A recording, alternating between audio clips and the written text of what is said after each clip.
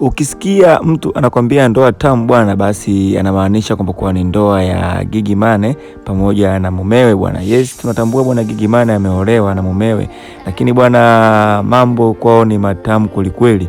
Yani ndoa ya Gigy Money bwana ni maonjesho tu au ni maonjo.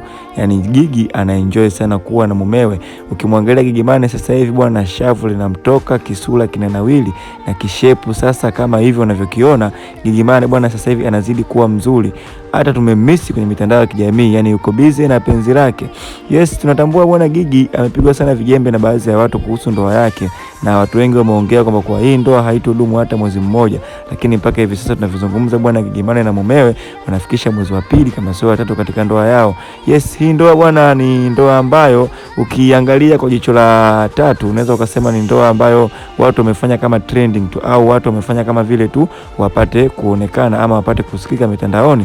Lakini bwana hii ndoa nisikufiche, ni ndoa ambayo ina mambo mazuri, yani ndoa ambayo kuachana ama kupata masikitiko kwao ni kitu cha nadra sana. So Gigy Money amekuja mitandaoni kuzungumzia ndoa yake, lakini kabla sijakusanua bwana Gigy amekuja kuongea kitu gani kuhusu ndoa yake, kama hujasubscribe na haujajiunga na familia hii ya Bongo Side bwana, basi bonyeza neno lililoandikwa subscribe, share video hii, comment na like ili usipitwe na habari zetu moto na uwe wa kwanza kupata habari zetu kutoka Bongo Side. Yes bwana, Gigy Money amekuja mtandaoni na kuongea na yeye kwamba kwa amesema bado kumbebea mimba tu mumewe, yani kilichobaki sasa hivi ni abebe ujauzito wa mumewe na aanze au aweze kumzalia mtoto.